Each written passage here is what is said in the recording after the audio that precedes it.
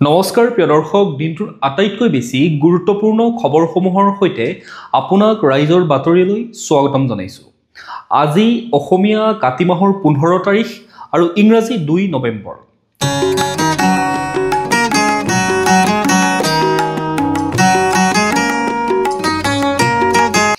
এতিয়া আহিছোঁ আমি প্ৰথমটো খবৰলৈ। প্ৰসংগ জুবিন গাৰ্গৰ ন্যায়। জুবিন গাৰ্গৰ ন্যায়ৰ দাবীত ৰাজ্যজুৰি ধৰ্ণা প্ৰতিবাদ হৈ থকাৰ মাজতে শনিবাৰে মৰিগাঁৱত উপস্থিত হৈ বহুকেইটা গুৰুত্বপূৰ্ণ তথা বিস্ফোৰক মন্তব্য কৰে ৰাজ্যৰ মুখ্যমন্ত্ৰী ডক্টৰ হিমন্ত বিশ্ব শৰ্মাই। জুবিন গাৰ্গৰ মৃত্যুৰ SITৰ তদন্ত সন্দৰ্ভত মুখ্যমন্ত্ৰীয়ে সাংবাদিকৰ আগত কয় যে SITয়ে বহুত ভাল পথত আগবাঢ়িছে। বহুত ভাল তথ্য, বিস্ফোৰক তথ্য আমাৰ হাতত পৰিছেহি। মই ভাবোঁ যে 10 ডিচেম্বৰৰ ভিতৰত 17 তাৰিখে লাষ্ট ডেট, তাৰ আগতে মই 10 বুলিয়ে মনত ভাবি থৈছোঁ। জুবিনৰ ঘটনা সম্পূৰ্ণ ৰাইজৰ মাজলৈ আমি আনিব পাৰিম। ক'ৰবাত অসমৰ ৰাইজ আচৰিতো হ'ব, অলপ দুখো পাব, কষ্টও পাব, লগতে খঙো উঠিব। গতিকে মই ভাবোঁ যে 10 ডিচেম্বৰৰ ভিতৰত জুবিনক ন্যায় দিয়াৰ যিটো আচল পদক্ষেপ, SITৰ চাৰ্জশ্বীট আমি দাখিল কৰিম। আৰু ৰাইজে এক প্ৰকাৰ ক'ব গ'লে বহু বছৰ জুৰি জুবিনৰ লগত হৈ থকা বহুতো দুখ আৰু বেদনা তথা কাহিনী গম পাব। 10 ডিচেম্বৰৰ পাছত মোৰ মুখখন যেতিয়া খুলিব তেতিয়া বেলেগৰ মুখবিলাক বন্ধ হ'ব। এনেধৰণে সাংবাদিকৰ আগত জুবিন গাৰ্গৰ মৃত্যু তদন্তৰ সন্দৰ্ভত কেতবোৰ গুৰুত্বপূৰ্ণ মন্তব্য কৰে মুখ্যমন্ত্ৰীজনে। এতিয়া আহিছোঁ আমি পৰৱৰ্তী খবৰটোলৈ। জেলৰ ভাত খামেই যেতিয়া ৰৈ বিনালে চাইহে আত্মসমৰ্পণ বিকাশ অসমৰ। বীৰ লাচিত সেনাৰ কামৰূপ মহানগৰ জিলাৰ মুখ্য সচিব পদৰ বহিষ্কৃত নেতা বিকাশ অসমে অৱশেষত আত্মসমৰ্পণ কৰিলে। শনিবাৰে দিছপুৰ থানাত আত্মসমৰ্পণ কৰে নেতাজনে। আত্মসমৰ্পণৰ পিছতে দিছপুৰ আৰক্ষীয়ে গ্ৰেপ্তাৰ কৰে বিকাশ অসমক। উল্লেখযোগ্য যে বীৰ লাচিত সেনাৰ প্ৰাক্তন নেতাগৰাকী বিগত কিছুদিন ধৰি পলাতক হৈ আছিল। মুখ্যমন্ত্ৰীৰ আহ্বানত আৰক্ষীয়ে বিচাৰি আছিল যদিও কোনো সংসুত্ৰ লাভ কৰিবলৈ সক্ষম হোৱা নাছিল নেতাজনৰ। অৱশেষত সুস্থ শৰীৰে দিছপুৰ থানাত হাজিৰ হয় নেতাজন। আত্মসমৰ্পণৰ পূৰ্বে শনিবাৰে পুৱা মহানগৰীৰ ছুপাৰ মাৰ্কেটৰ আইনক্স ছবিগৃহত জুবিন গাৰ্গৰ অন্তিমখন ছবি ৰৈ বিনালে উপভোগ কৰে বিকাশ অসমে। ছবিখন উপভোগ কৰি বিকাশ অসমে ফেচবুকত এটা বিশেষ পোষ্ট শ্বেয়াৰ কৰে। তাৰ পিছতে আত্মসমৰ্পণ কৰে বিকাশ অসমে। এতিয়া আহিছোঁ আমি পৰৱৰ্তী খবৰটোলৈ। ঐ অখিল, তই কংগ্ৰেছৰ চোৱা চেলেকিবলৈ যেনেকৈ উত্তাউল হৈ আছ, সেয়া দেখি মই লজ্জা অনুভৱ কৰিছোঁ। বিমল বৰা। এইবাৰ বিধায়ক তথা ৰাইজৰ দলৰ নেতা অখিল গগৈৰ বিৰুদ্ধে সৰব হৈ উঠিল সাংস্কৃতিক পৰিক্ৰমা বিভাগৰ মন্ত্ৰী বিমল বৰা। ৰাজনৈতিক অসামঞ্জস্যতা, সুবিধাবাদ তথা জুবিন গাৰ্গৰ কৰুণ মৃত্যুক ৰাজনীতিকৰণৰ চেষ্টা চলোৱাৰ অভিযোগ উত্থাপন কৰি সামাজিক মাধ্যমত অখিল গগৈক ৰাজহুৱাভাৱে তিৰস্কাৰ কৰে বিমল বৰাই। মন্ত্ৰী বৰাই লিখা পোষ্টৰ কিয়দাংশ হুবহু আপোনালোকৰ ওচৰত পঢ়ি দিছোঁ। বিমল বৰাই লিখিছে যে ঐ অখিল, ব্ৰেকেটত লিখিছে অখিল গগৈ মাননীয় বিধায়ক, শিৱসাগৰ বিধানসভা সমষ্টি, আৰু ব্ৰেকেটত লিখিছে মোৰ সহপাঠী বন্ধু। অসমখনত বহুত জনা বুজা লোক আছে। মই JB কলেজৰ সাধাৰণ সম্পাদক হৈ থাকোঁতে তই কটনৰ আলোচনী সম্পাদক হ'বলৈ আছুৰ সমৰ্থন পাবলৈ মোক খাটনি জুৰিছিলি। তেতিয়া মোক কৈছিলি যে সমুজ্জ্বল দাক এবাৰ কৈ দে মোক ছাপোৰ্ট কৰি দিবলৈ। মই তেতিয়া কৈছিলোঁ যে মোক কথা দে যে তই আছুক গাদ্দাৰী নকৰোঁ বুলি। তই কথা দিছিলি, কাৰণ সেই সময়ত যিয়ে আছুৰ সমৰ্থনত মহাবিদ্যালয়ৰ নিৰ্বাচনত জয়ী হয়, পৰৱৰ্তী সময়ত কংগ্ৰেছে টকাৰ বিনিময়ত ক্ৰয় কৰি লৈ যায়। মোৰ সহপাঠী হোৱাৰ সুবাদতে তোক সমৰ্থন দিবলৈ মই সমুজ্জ্বল দাক কাবৌ কোকালি কৰিছিলোঁ।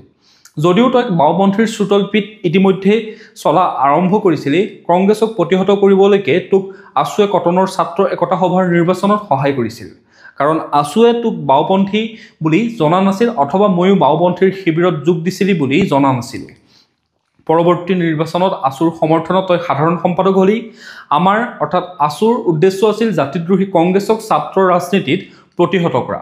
কিন্তু তই আজি কংগ্ৰেছৰ চোৱা চেলেকিবলৈ যেনেকৈ উদ্বাউল হৈ আছ, তোৰ এই কাৰ্যকলাপ দেখি তোৰ সহপাঠী হিচাপে আজীৱন কংগ্ৰেছ বিৰোধী স্থিতিত থকা মই নিজে লজ্জা অনুভৱ কৰিছোঁ। এতিয়া আহিছোঁ আমি পৰৱৰ্তী খবৰটোলৈ। সি আগৰ পৰাই এটা গাধা ল'ৰা আছিল। আছুৰ নামত চান্দা তুলি খোৱাৰ বাদে তাৰ একো কাম নাছিল। MLA হোৱালৈকে। অখিল গগৈ। বিমল বৰাৰ ফেচবুক পোষ্টৰ প্ৰত্যুত্তৰ জনাই অখিল গগৈয়ে কয় যে মই কোনোদিন আছুৰ পিঠিত উঠা নাই মন্ত্ৰী বিমল বৰাইহে সদায় আচুৰ পিঠিত উঠি কেৰিয়াৰ বনাইছে ছাত্ৰ অৱস্থাত বিমল বৰাই আচুৰ নামত চান্দা তুলিলে তাৰ পাছত আচুৰ কোটাত এমএলএ হ'ল সৰ্বানন্দ সোণোৱালৰ জখলাত উঠি মন্ত্ৰী হ'ল এতিয়া সৰ্বাদাক লাথ মাৰি হিমন্তৰ পক্ষত ল'বলৈ জপিয়াই আছে এতিয়া এইছো আমি পৰৱৰ্তী খবৰটোলৈ মুখ্যমন্ত্ৰী মিছা কথা কোৱাৰ মেগা ফেক্টৰী লুৰিণজ্যোতি গগৈ জুবিন গাৰ্গৰ ৰহস্যজনক মৃত্যুক লৈ ৰাজ্যজুৰি প্ৰতিক্ৰিয়া অব্যাহত আছে একেদৰে জুবিন গাৰ্গৰ ন্যায় প্ৰদানৰ প্ৰসংগক লৈ শাসক বিৰোধীৰ মাজত তীব্ৰ বাকবিতণ্ডাও চলি আছে কালি মুখ্যমন্ত্ৰীজনে সাংবাদিকৰ আগত লুৰিণজ্যোতি আৰু অখিল গগৈক ডুপ্লিকেট ন্যায় পাৰ্টি বুলি কটাক্ষ কৰা দেখা গৈছিল তাৰ প্ৰত্যুত্তৰ হিচাপে আজি অসম জাতীয় পৰিষদৰ সভাপতি লুৰিণজ্যোতি গগৈয়ে সংবাদমেল সম্বোধন কৰি মুখ্যমন্ত্ৰীক তীব্ৰ আক্ৰমণ কৰা দেখা যায় লুৰিণজ্যোতি গগৈয়ে কয় যে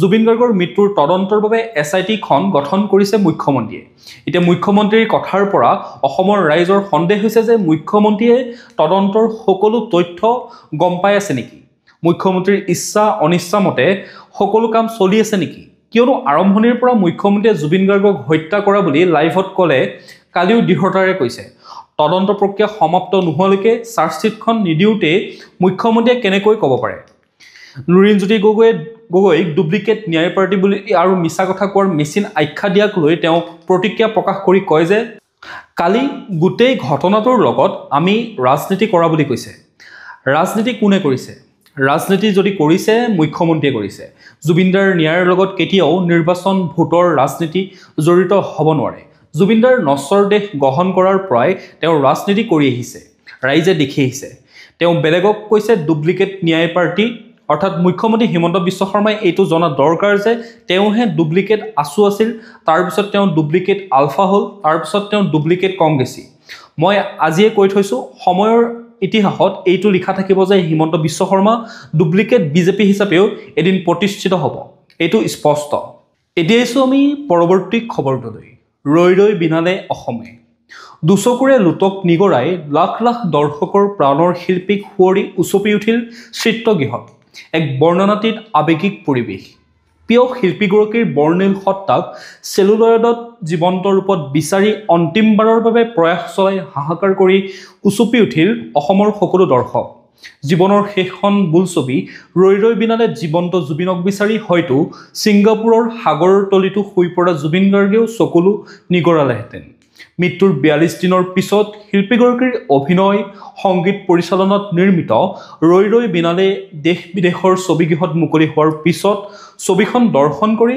আৱাল বৃদ্ধ বনিতা যুৱক যুৱতীৰ পৰা আৰম্ভ কৰি দিব্যাংগজনলৈকে সকলো দৰ্শকেই মুকবাক শব্দহীন শোকাৰ্ত দেশৰ চলচ্চিত্ৰৰ ইতিহাসত লাখ লাখ দৰ্শকে এনেদৰে এখন চলচ্চিত্ৰ চাবলৈ গৈ সমস্বৰে উচপি উঠা ঘটনা বিৰল শেষ বুলিলেইটো শেষ নহয় আকৌ আৰম্ভ হয় এই অমুখ সত্য প্ৰকাশিত বাক্যাংশৰে সামৰণি পৰা চলচ্চিত্ৰখন দৰ্শন কৰি শিল্পীৰ অভিনয় চাই কাহিনীৰ মৰ্মাৰ্থ উপলব্ধি কৰি হৃদয়ত সহিব নোৱাৰা দুখ লৈ আধাতে ছবিগৃহৰ পৰা ওলাই আহি বাহিৰত হুকহুকাই কান্দিব লগা হোৱাৰ পৰিস্থিতি কেৱল ৰৈ ৰৈ বিনালেৰ ক্ষেত্ৰতহে সম্ভৱ হ'ল এতিয়া আছোঁ আমি পৰৱৰ্তী খবৰটোলৈ চুতীয়া জনগোষ্ঠীক জনজাতিকৰণৰ দাবীত মৰাণত সদৌ অসম চুতীয়া জাতি সন্মিলনৰ বিশাল সমদল অসমৰ চুতীয়া জনগোষ্ঠীক অনুসূচিত জনজাতি অৰ্থাৎ ST মৰ্যাদা প্ৰদানৰ দাবীত মৰাণত বিশাল জনসভা আৰু প্ৰতিবাদী সমদল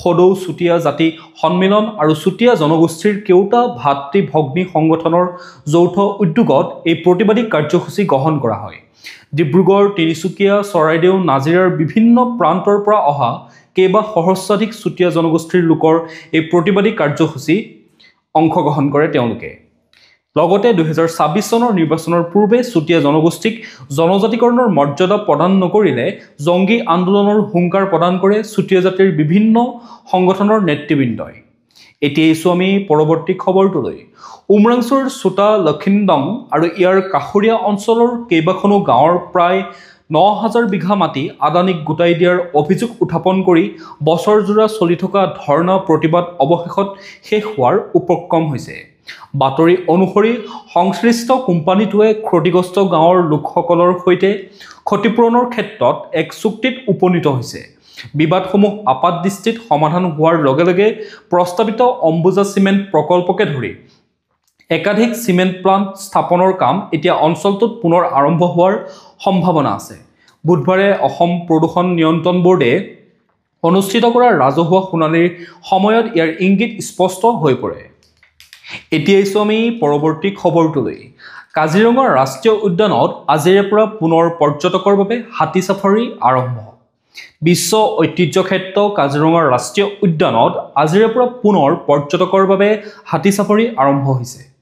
পুৱা 5:30 বজাত ৰাষ্ট্ৰীয় উদ্যানখনৰ সঞ্চালক ডক্টৰ সোণালী ঘোষে আনুষ্ঠানিকভাৱে হাতী ছাফাৰী মুকলি কৰে। আজি বাগৰি বনাঞ্চলত 132 গৰাকী পৰ্যটকে 33টা হাতীৰে ৰাষ্ট্ৰীয় উদ্যানখন পৰিদৰ্শন কৰে। কাইলৈ কহৰা বনাঞ্চলত জীপ ছাফাৰীৰ লগতে হাতী ছাফাৰী পুনৰ আৰম্ভ কৰা হ'ব। এতিয়া আমি পৰৱৰ্তী খবৰটোলৈ। ৰৈ ৰৈ বিনালে মই আৰামত চাম, ৰাইজক কষ্ট দি নাচাওঁ, মুখ্যমন্ত্ৰী হিমন্ত বিশ্ব শৰ্মা। ৰাইজে আগত চাব, মই পিছত চাম। যিসকলে ভাবে মই ৰজা হ'ব লাগে তেওঁলোকে আগতেই গৈ চাইছে। সেই চিটকেইটা কোনোবা সাধাৰণ মানুহে পালেহেঁতেন। তেওঁলোকে পালি পহৰি লৈ গৈ চাইছে, কাৰণ মোৰ ইয়াৰ পৰা পলিটিকেল মাইলেজ ল'বলগীয়া নাই। প্ৰথমতে ৰাইজ, পিছত ৰজা, এই মন্তব্য মুখ্যমন্ত্ৰী হিমন্ত বিশ্ব শৰ্মাৰ। সদায় মনত ৰাখিব, জুবিন ৰাইজৰ সম্পত্তি আছিল, ৰজাৰ সম্পত্তি নাছিল। গতিকে ৰজা পিছত থাকিব, ৰাইজ আগত থাকিব। জুবিন গাৰ্গৰ অন্তিমখন ছবি উপভোগ কৰাৰ প্ৰসংগত এইদৰে মন্তব্য কৰা দেখা গ'ল মুখ্যমন্ত্ৰী ডক্টৰ হিমন্ত বিশ্ব শৰ্মাক। এতিয়া আমি পৰৱৰ্তী খবৰটোলৈ। বিশিষ্ট সাহিত্যিক ডক্টৰ নগেন শইকীয়াক অসম সাহিত্য সভাই প্ৰদান কৰিলে সদস্যী বৰেণ্য সন্মান। বঁটা গ্ৰহণ কৰি সাহিত্য সভাক প্ৰশংসা ডক্টৰ শইকীয়াৰ। অসমীয়া সাহিত্য আৰু সমাজ জীৱন সমৃদ্ধ কৰা বিশিষ্ট সাহিত্যিক মিতভাষৰ স্ৰষ্টা ডক্টৰ নগেন শইকীয়াই সাহিত্য সৃষ্টিৰ ধাৰাবাহিকতা অক্ষুণ্ণ ৰাখিছে। বিভিন্ন মূল্যৱান গ্ৰন্থ ৰচনাৰে ইতিমধ্যে অসমীয়া সাহিত্যৰ ভঁৰাল চহকী কৰিছে বিশিষ্ট সাহিত্যিকগৰাকীয়ে, যাৰ বাবে প্ৰথিতযশা সাহিত্যিক ডক্টৰ নগেন শইকীয়ালৈ অসম সাহিত্য সভাই প্ৰদান কৰিলে সৰ্বোচ্চ সন্মান। সাহিত্যিকগৰাকীক শনিবাৰে আনুষ্ঠানিকভাৱে অসম সাহিত্য সভাই প্ৰদান কৰিলে সদস্যী বৰেণ্য সন্মান। এতিয়া আমি পৰৱৰ্তী খবৰটোলৈ। নগা দুষ্কৃতিকাৰীৰ কবলৰ পৰা ভূমি জীৱন সম্পদ ৰক্ষণাবেক্ষণত ব্যৰ্থ অসম চৰকাৰ, প্ৰতিবাদমুখৰ আছু। শনিবাৰে সৰুপথাৰ ধনশিৰি মহকুমা ছাত্ৰ সন্থাই অৱস্থান বিক্ষোভ কাৰ্যসূচী গ্ৰহণ কৰে। নগা দুষ্কৃতিকাৰীৰ কবলৰ পৰা অসমৰ ভূমি, বনজ সম্পদ আৰু জনসাধাৰণৰ জীৱন সম্পত্তিৰ ৰক্ষণাবেক্ষণ দিয়াত অসম চৰকাৰ ব্যৰ্থতাৰ প্ৰতিবাদত আৰু শীঘ্ৰে এই সন্দৰ্ভত ব্যৱস্থা গ্ৰহণৰ দাবীত গ্ৰহণ কৰে অৱস্থান বিক্ষোভ কাৰ্যসূচী। ছাত্ৰ সন্থাই হাতে হাতে প্লেকাৰ্ড লৈ অসম নাগালেণ্ড সীমা সমস্যাৰ স্থায়ী সমাধান কৰক, সীমান্তবাসীৰ জীৱন আৰু সম্পত্তি সুৰক্ষা সুনিশ্চিত কৰক, অসমৰ ভূমি অক্ষত ৰখাৰ ব্যৱস্থা কৰক আদি শ্লোগানেৰে প্ৰতিবাদ সাব্যস্ত কৰে। লগতে নগা দুষ্কৃতিকাৰীৰ বিৰুদ্ধে ব্যৱস্থা গ্ৰহণ নকৰাক লৈ অসম চৰকাৰৰ বিৰুদ্ধে তীব্ৰ ক্ষোভ উজাৰে। এতিয়া আমি পৰৱৰ্তী খবৰটোলৈ। গৌৰৱ গগৈক 100% পাকিস্তানী এজেণ্ট আখ্যা দি মানহানি গোচৰ দিবলৈ প্ৰত্যাহ্বান জনালে মুখ্যমন্ত্ৰীয়ে। এইবাৰ মানহানি গোচৰ তৰিবলৈ অসম প্ৰদেশ কংগ্ৰেছ কমিটিৰ সভাপতি তথা সাংসদ গৌৰৱ গগৈক প্ৰত্যাহ্বান মুখ্যমন্ত্ৰী হিমন্ত বিশ্ব শৰ্মাৰ। শুকুৰবাৰে পুনৰ গৌৰৱ গগৈক পাকিস্তানী এজেণ্ট বুলি আখ্যা দিলে মুখ্যমন্ত্ৰীগৰাকীয়ে।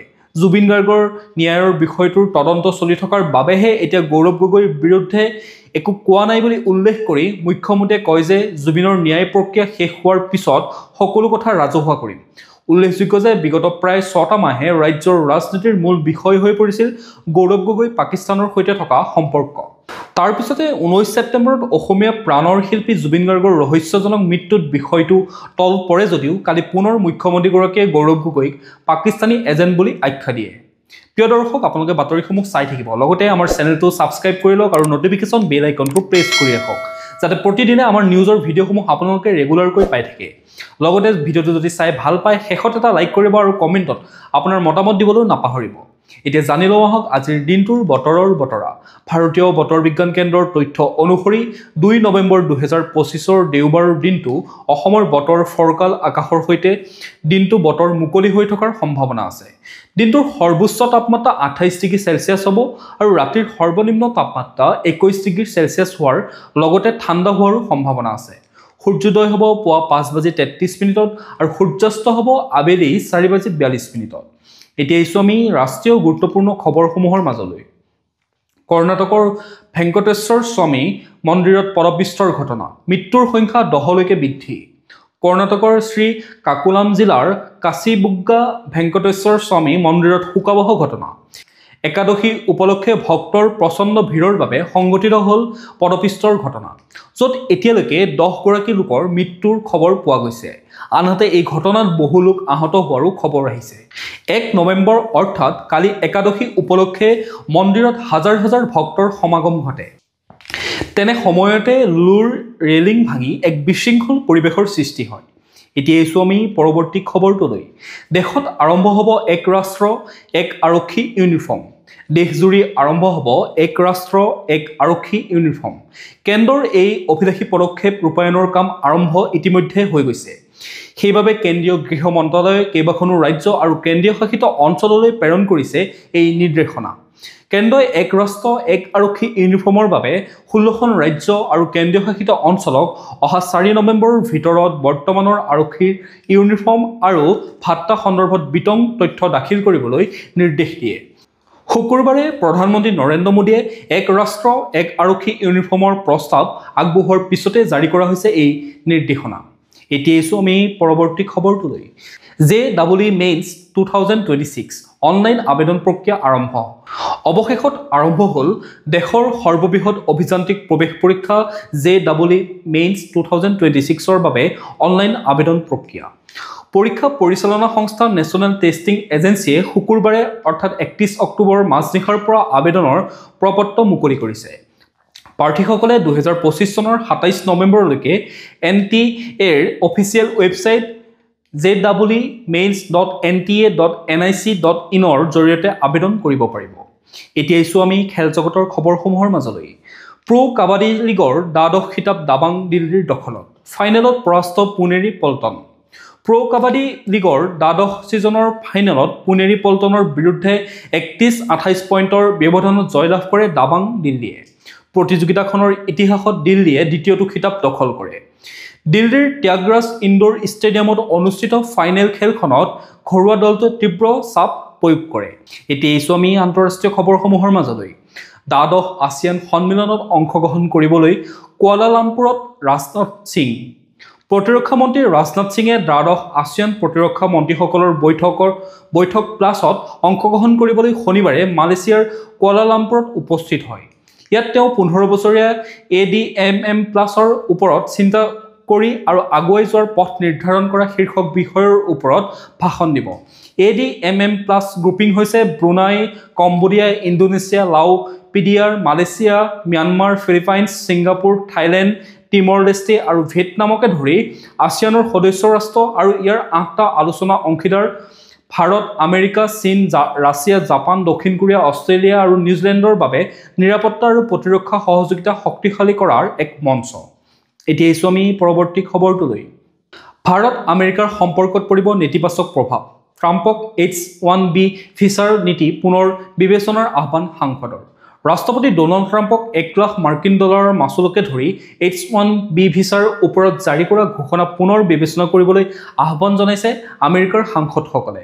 লগতে এই কথা স্পষ্ট কৰি দিয়ে যে ভাৰতীয় নাগৰিকসকল IT আৰু AIৰ ক্ষেত্ৰত আমেৰিকাৰ নেতৃত্বৰ ওপৰত কেন্দ্ৰীভূত আৰু এই নিষেধাজ্ঞাই আমেৰিকা ভাৰতৰ সম্পৰ্কত নেতিবাচক প্ৰভাৱ পেলাব পাৰে। আমেৰিকান কংগ্ৰেছৰ সদস্য এমি বেৰা, চালুট কাৰবাজাল আৰু জুলি জনছনৰ সৈতে আমেৰিকাৰ প্ৰতিনিধি জিমি পেনেট্ৰাই বৃহস্পতিবাৰে ট্ৰাম্পলৈ এই বিষয়ত এক পত্ৰ প্ৰেৰণ কৰে। প্ৰিয় দৰ্শক, আজিৰ দিনটোৰ গুৰুত্বপূৰ্ণ খবৰসমূহ আছিল ইমানেই। আপোনালোকে যদি এতিয়াও আমাৰ চেনেলটো ছাবস্ক্ৰাইব কৰি লোৱা নাই তেতিয়াহ'লে চেনেলটো ছাবস্ক্ৰাইব কৰি ল'ব, লগতে নটিফিকেশ্যন বেল আইকনটো প্ৰেছ কৰি ৰাখিব যাতে প্ৰতিদিনে আমাৰ ভিডিঅ'ৰ আপডেটসমূহ আপোনালোকে ৰেগুলাৰকৈ পাই থাকে। লগতে ভিডিঅ'টো যদি চাই ভাল পালে এটা লাইক কৰি থৈ যাব আৰু কমেণ্টত আপোনাৰ মতামত দিবলৈও নাপাহৰিব। কাইলৈ পুনৰ একে সময়তে লগ পোৱাৰ প্ৰতিশ্ৰুতিৰে আপোনাক বহুত বহুত ধন্যবাদ জ্ঞাপন কৰিছোঁ।